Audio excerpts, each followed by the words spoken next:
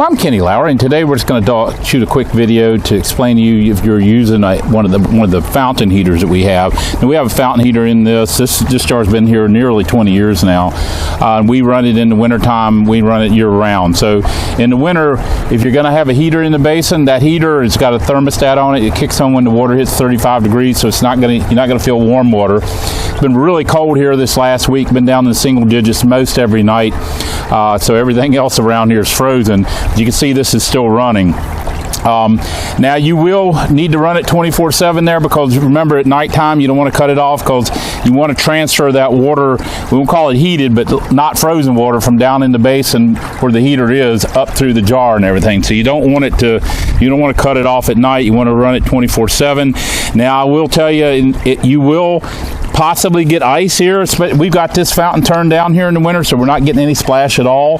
But if we had it turned back up, you'd be getting a little splash out here, and the water might splash out here on these rocks, where these rocks are really cold.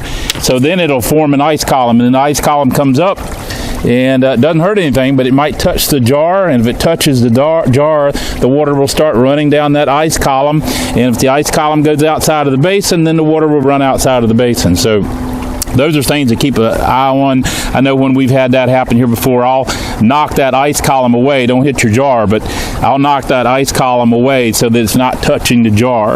I've had extremely cold times when it would just be ice columns all the way around it. I've had to pour hot water down into the basin at that time. Don't pour it into the jar.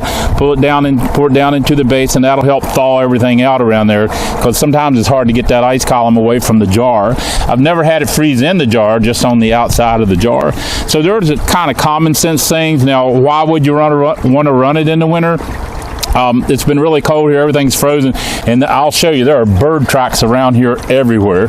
And before I started shooting this video, there were birds around here everywhere, because they're trying to find water here in the wintertime, and they're coming here drinking from this constantly. And there's bird tracks all over the place here where they've been coming to this fountain.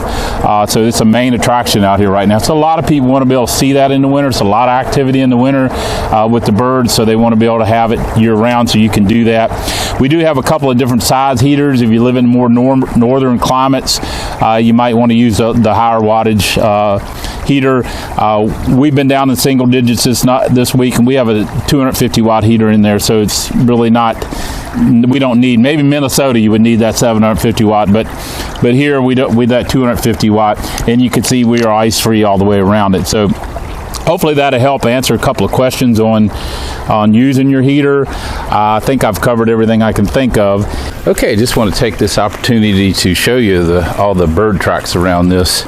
You can see right here all the tracks. They have just been gathering around this fountain, and you can see all through there, and you can kind of see out there where it stops. The further away from the fountain you get, the less tracks there are. So they line up out here. They just kind of go all the way around it, lining up, waiting their turn to get in there to the water. Another thing I did forget to mention is when you use your heater, you're going to want to keep your basin relatively full of water. That heating element, when you get your heaters, needs to be submerged, so you want that heating element to be down under the water. And keeping it full will make sure that, because if the heating element, if your water gets too low and the heating element is not in the water, then it's not doing you any good. So keep your water level full, or as full as you can.